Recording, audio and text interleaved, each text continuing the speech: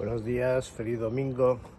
Ya estamos en el primer domingo de Cuaresma, un tiempo precioso para hacer un viaje hacia la interioridad, un viaje para encontrarnos con aquel que nos habla lo más íntimo de nuestro ser. Nos dice San Pablo que la palabra de Dios está en nuestro corazón, está en nuestra mente, en nuestro espíritu.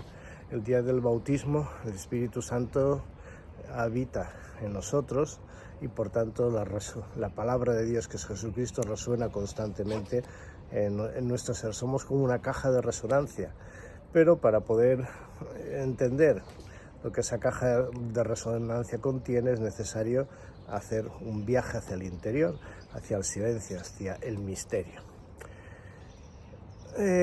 La palabra de Dios nos va a ir orientando en este tiempo hacia la Pascua, y siempre comienza pues con esta reflexión, ¿no?, de cómo Jesús pues también tiene un proceso de reflexión y de ir hacia el interior, donde él con el Padre pues van iniciando ese proyecto que es poner en marcha el reino de Dios.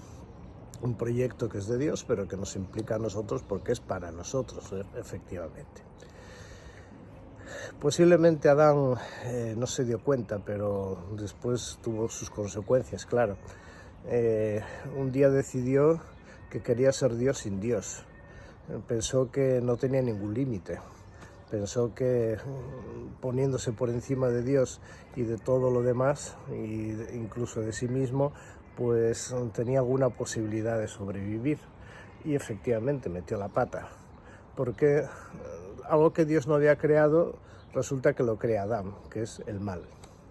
Y justamente la clave de eso es la soberbia, ponernos por encima de todo y de todos, ponernos como el centro del universo, el centro de lo creado, el centro incluso de nuestra propia vida, y al final eso conduce ¿a qué? Bueno, pues a la muerte, a las ideologías, al enfrentamiento, a las corrupciones, a pensar que el otro es un enemigo, el otro es alguien o que me aprovecho de él o que simplemente lo tengo que eliminar si es que quiero permanecer en el candelero y quiero permanecer en el centro de todo.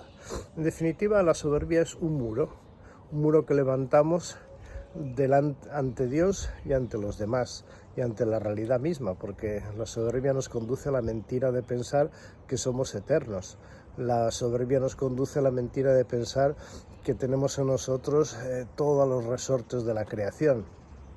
La soberbia nos conduce a pensar que lo que yo pienso y digo es lo que tiene que funcionar y cómo tiene que moverse el mundo, y que los demás tienen que hacer lo que yo digo porque yo siempre tendré la razón, y si no me la dan, simplemente los tengo que excluir para salirme con la mía.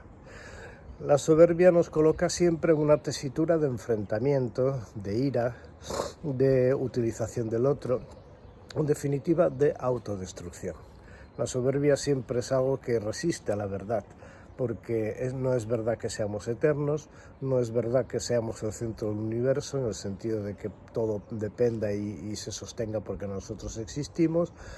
No es verdad que estemos aquí para vivir una vida absolutamente mundana, no es verdad que estamos aquí abocados a una experiencia de muerte y por tanto que el enfrentamiento, las corrupciones, la mentira tenga que ser lo que domine nuestra existencia. No es verdad que el ser humano tenga una vida que podamos manipular al antojo del primero que pasa. No es verdad que nuestra manera de conducirnos tenga que ser de forma borreguil, de forma esclava ante los poderosos de la tierra. En fin, no es verdad que tengamos que vivir un cristianismo tan flojo.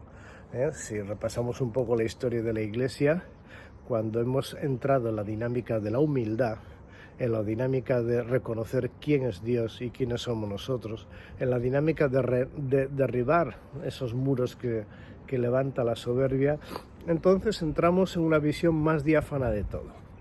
Pero para derribar ese muro, nosotros cuando construimos el muro de la soberbia nos ponemos de tal manera, nos parapetamos en él, que pensamos que fuera de ese muro no hay salvación ni hay ninguna posibilidad de vida.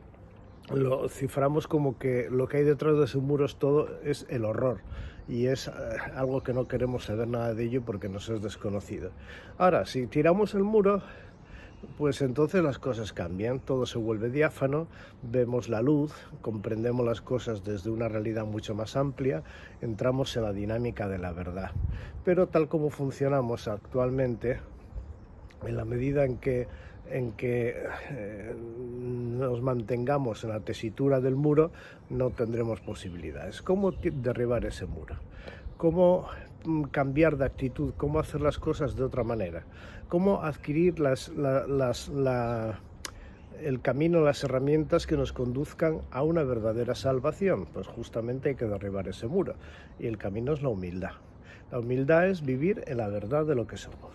Somos criaturas, hechos a imagen y semejanza de Dios, dotados de voluntad y de inteligencia para generar el bien y buscarlo. Y la salvación no consiste en que Dios decida que yo me vaya a caer por una escalera, o que a mí me entre un cáncer, o que me toque la lotería, o que este sea papa y el otro sea, pues, yo qué sé, sacristán. No. La voluntad de Dios es que haga lo que yo haga, mis pasos me encaminen hacia Él.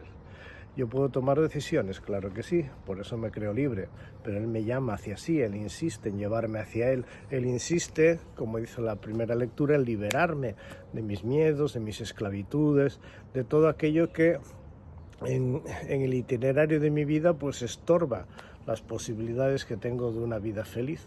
Y la vida feliz es una vida bienaventurada, es decir, una vida de conexión con Dios. Si os fijáis en el Evangelio, Jesús siempre está diciéndonos que hay un contraste entre el reino de Dios y los reinos de este mundo. Y eso es la famosa tentación. La tentación de querer vivir como si Dios no existiera, de querer vivir como si yo fuera el centro de todo. Volvemos al tema de la soberbia, la falacia de pensar que los bienes de la tierra son solo para mí y en la medida en que yo los tenga, pues los demás que se fastidian.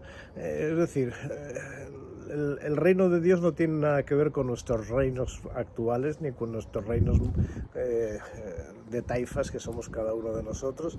No tiene nada que ver con que seamos reyes del mambo, hablando así un poco en plan castizo, sino que tiene que ver con que seamos lo que tenemos que ser.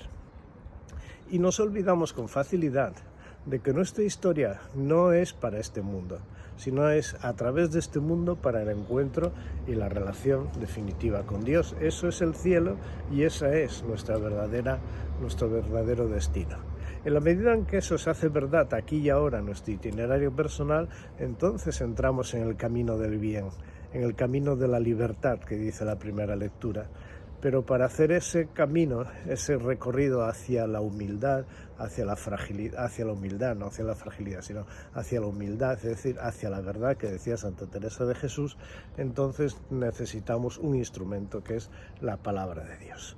Y la palabra de Dios no es otra que Jesucristo. Claro que tenemos que confrontar nuestra vida, pero no enfrentarla a Dios, sino confrontarla con Dios. ¿Para qué? Para encontrar la verdad y para conducir nuestra historia por un camino de salvación. ¿Y cómo se hace eso? Lo dice San Pablo: escuchar la palabra que habita en el corazón, seguir a Jesucristo. Y el seguimiento de Jesucristo es muy sencillo. ¿Hacia dónde va Jesús? Hacia mí, hacia mí, hacia mí. Porque viene a mí para encontrarse conmigo. Dios se hace humilde, pequeño y frágil, desde la creación, pero en el momento de la encarnación se hace frágil y pequeño como yo, justamente, no tengo nada que temer. Dios no es una entelequia mental, Dios no es una parafernalia jerárquica, Dios es vida, es amor. Y justamente cuando me encuentro con Jesucristo, cuando dejo que esa palabra resuene en lo más íntimo de mi corazón, cuando me libero de todos los trastos que tengo en la mente y en el alma, entonces puedo encontrar esa palabra y puedo escucharla, porque Jesús viene a mí. El seguimiento de Jesús me conduce hacia mí mismo y me conduce al encuentro con los demás. Dios se encuentra conmigo. Hay una frase que estos días le doy muchas vueltas y que lo he leído a propósito de un trabajo que se me ha encomendado, donde una persona dice: es que Dios tiene sed de mí, es que Dios quiere comulgar conmigo, es que Dios quiere entrar en mi vida porque sabe que sin Él yo no tengo ninguna posibilidad. Pues eso. Entremos en la dinámica de la Cuaresma. en adentrarnos en ese silencio donde parece que nada ocurre y en ese misterio tan escondido que está en nosotros mismos.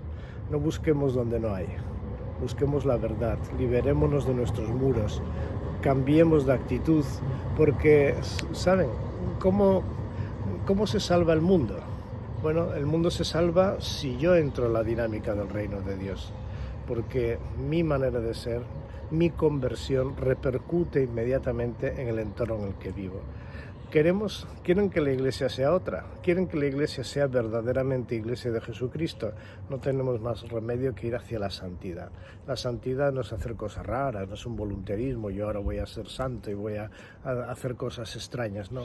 Es dejar que la palabra de Dios resuene constantemente en nosotros, que esa palabra de Dios nos libere de todo lo que no es Dios, que esa palabra misma haga que los muros se vayan derribando, porque en definitiva a Dios lo vamos a encontrar, lo vuelvo a decir, en la humildad de nuestra carne. Si no, fíjense, Jesús se hace hombre, Jesús vive como hombre, Jesús asume la naturaleza humana con todas sus consecuencias y Jesús lleva su presencia, su vida en medio de nosotros hacia el extremo de darla para que todos tengamos vida en abundancia. La muerte de Jesús en la cruz pone en evidencia que sin Dios no tenemos nada que hacer. Y sin Jesucristo, que es Dios con nosotros, desde luego los caminos están cerrados y los muros se verán levantados. Pero Él, como dirá San Pablo en la carta a los Efesios, es quien derriba todos los muros de división y todos los odios. Pero para que ese derribo sea efectivo y nuestra vida sea diáfana, limpia, luminosa, verdadera, tenemos que entrar en la dinámica del reino de Dios, escuchando a Jesucristo, siguiéndole de cerca y dejando que Él con su Pascua restaure en nosotros la imagen de Dios. Que os bendiga Dios Todopoderoso, Padre, Hijo y Espíritu Santo. Amén. Feliz domingo.